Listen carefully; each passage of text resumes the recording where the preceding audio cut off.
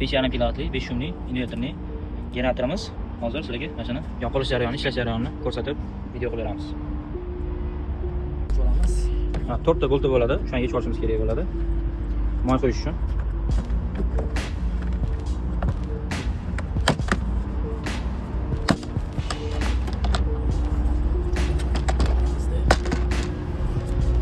Moy qo'yadigan joyi.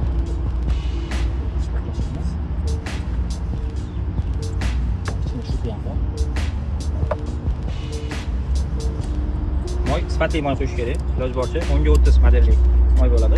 Moyxonalardan topsanglar bo'ladi.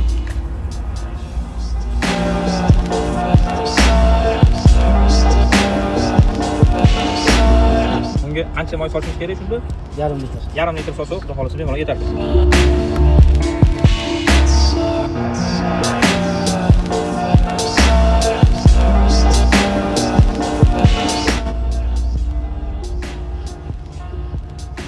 Baklashganimiz 1 litrli ekan. Yarmini qoldirib, yarmini qo'yamiz.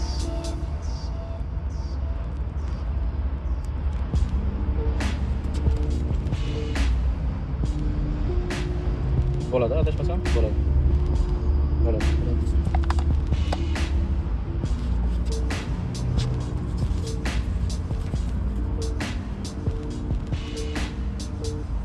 Sekin olamiz. Moy oqayotganiga ishonch hosil qilib. Bo'lmayapti. Normada soldik. Rezbasiga chekayotgan ekan. Probkasini yo'q qo'yamiz.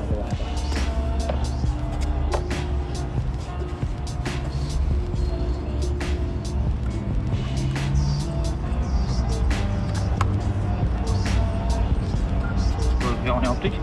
Hozir bu taraf korpusini qo'yamiz, keyin benzinni to'g'ramiz. 10 litr benzin ketadi. Ko'rsatib turadi benzin qancha qolganini. 92 ni rossiyskiy yaxshisini qo'yishimiz kerak. Agar sifatsiz benzin qo'yilgan bo'lsa, bu generatorga nagruska tushadi, qizib, kuyib qolish ehtimoli ham bor bo'ladi. Iloji boricha yaxshi rossiyskiy benzin qo'yish kerak 92. Kanistrmizda hozir 5 litrdan oshiq benzinimiz bor. Setkasi rashtasi bo'ladi. Endi hozir barankamiz yo'q edi, baklashkadan foydalanamiz.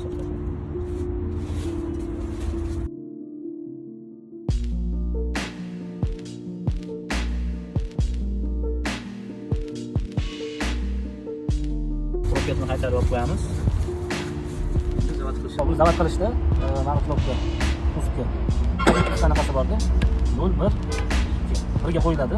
Mana bu topyovani ochib yuboradiganini mana bu qo'yiladi, mana bunga. Zavat qilib turib, keyin sразу mana bunga o'tkaziladi. O'shanda ishlab ketadi. Mana hozir